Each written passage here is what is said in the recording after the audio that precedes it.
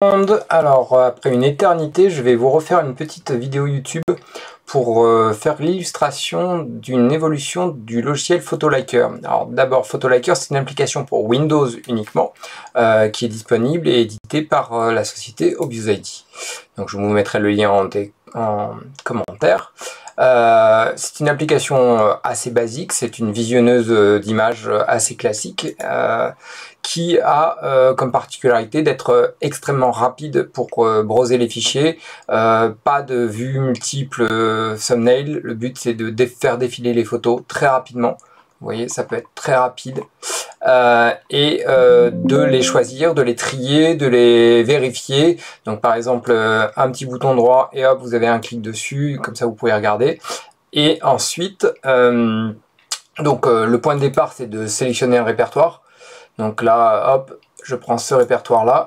Et ce répertoire là est un peu particulier parce que j'ai pas voulu vous prendre des photos, bien que je sois ex-photographe, et c'est juste pour en fait montrer avec des photos générées avec Focus, qui est un logiciel d'intelligence artificielle qui permet de générer des photos. Et notamment la façon dont je l'utilise, c'est pour générer un grand nombre de photos. Donc si vous partez cuisiner, vous partez dormir et vous générez 64, 128 photos, ce qui va prendre un certain temps. Et ensuite, vous pouvez effectivement les regarder et les choisir et les vérifier. Et c'est ça qui est un peu extraordinaire par rapport à l'IA, c'est que vous allez avoir des petits détails à vérifier, notamment si les yeux sont beaux, si effectivement il y a des doigts en plus, ou ce genre de choses. Donc là, c'est un répertoire donc fait avec Focus et vous allez comprendre pourquoi j'insiste sur ce point-là. C'est parce que en fait, j'ai fait développer une fonction qui est disponible dans Photoliker, qui n'est pas disponible à ma connaissance ailleurs, ou très difficilement, pour en fait illustrer et montrer les prompts. Je vous enlève ça, ça sert à rien.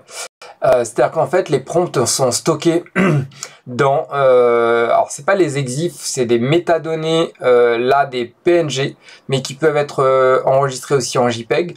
Et il y a deux niveaux de prompt. Il y a le prompt que vous écrivez de base. Alors j'ai ma tête qui vous gêne, et là en fait c'est des prompts que j'ai générés avec des wildcards, c'est-à-dire en fait des valeurs qui vont bouger tout le temps. Donc là en l'occurrence je n'ai fait bouger que la nationalité de la personne, et si vous regardez et vous défilez sur les photos, hop là, pardon, colombienne, finlandaise, biélorusse, voilà, finlandaise. Et donc vous pouvez regarder comme ça assez rapidement. Voilà, North Korean. Donc le prompt de base, et en fait ça c'est tout le prompt détaillé spécifique à Focus. Donc non seulement vous avez le texte qui correspond à la description de la photo, dans le cas où justement vous avez des prompts évolutifs, mais surtout vous allez pouvoir regarder ou tuner exactement les valeurs que vous avez utilisées, notamment le modèle. Donc là on voit que c'était le Juggernaut V8, le modèle, la qualité, les prompts étendus, le scaler, la résolution, le nombre de steps. Et là la version par exemple c'est une branche spéciale de chez Mashbit, qui est un développeur qui développe un peu en avance.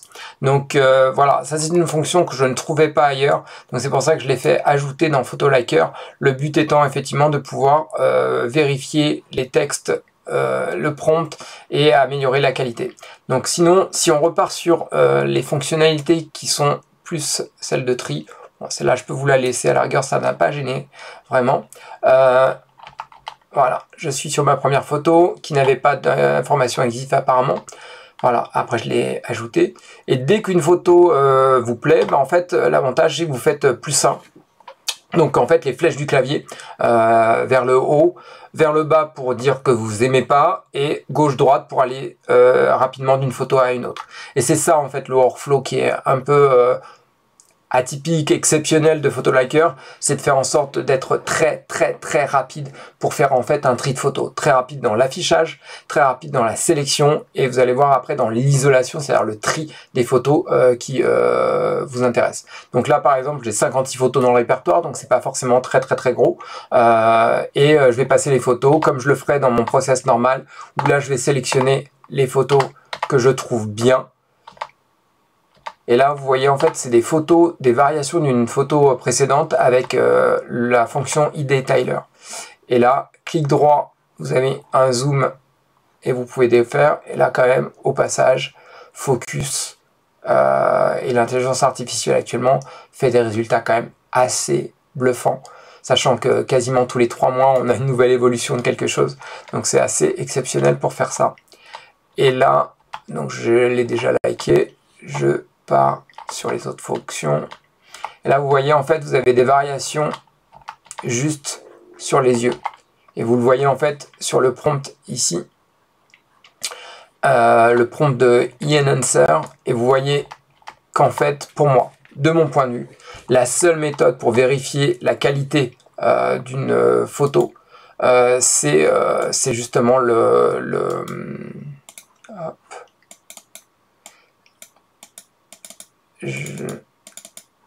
J'ai zoomé sans faire exprès. C'est zoomer. Et d'ailleurs, allez, zut, je voulais vous montrer quelque chose. Non, en fait, on peut pas faire le sticky. Ou alors, c'est pas dans cette version-là. Et là, en fait, c'est de comparer, finalement, d'une photo à une autre en jouant sur les flèches gauche-droite pour sélectionner et voir entre les deux qu'est-ce qui vous plaît le plus, par exemple, entre les deux, entre les trois, ou ce qu'on veut. Donc voilà, c'est un process vraiment hyper simplifié, mais l'avantage, c'est que c'est simple et c'est très rapide. Donc là, par exemple, c'est des variations de fond que j'avais fait sur une photo. Là, d'ailleurs, vous voyez au passage quand même l'affichage de la résolution, ce qui explique pourquoi c'est plus ou moins long à charger malgré tout. Et là, on a carrément des bugs et des tests que je faisais sur d'autres IA. Et là, c'est quand ça marche pas, on voit qu'effectivement c'est plastoc. C'est nul.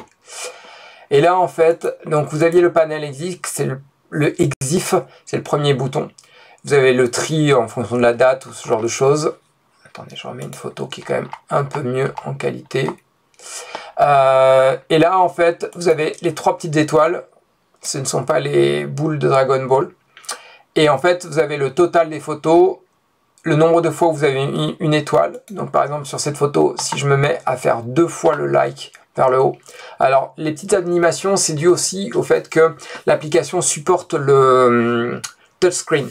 Donc si vous utilisez une tablette, si vous avez un ordinateur avec un écran tactile, vous pouvez effectivement faire un geste vers le haut. Ça va en fait simuler le plus, c'est-à-dire la flèche vers le haut du clavier. Donc par exemple, si effectivement, comme c'est le cas, j'ai mis 2 étoiles, vous le voyez non seulement ici, vous le voyez ici, et vous voyez qu'il y a une seule photo sur les 56, c'est-à-dire 2% arrondi des photos qui sont avec 2 étoiles. Si je reviens rapidement sur d'autres photos que je trouvais intéressantes et que je veux isoler, ben voilà. Et ensuite, la fin, c'est juste de faire Tools, alors on copie EXIF, donc Tools, et là en fait on va copier toutes les photos qui ont une étoile, il y en aurait 12, 2 étoiles, il y en aurait une, là je rajoute une deuxième, voilà, copie, je refais, donc toutes les photos qui ont 2 étoiles, il y en a maintenant 2, next.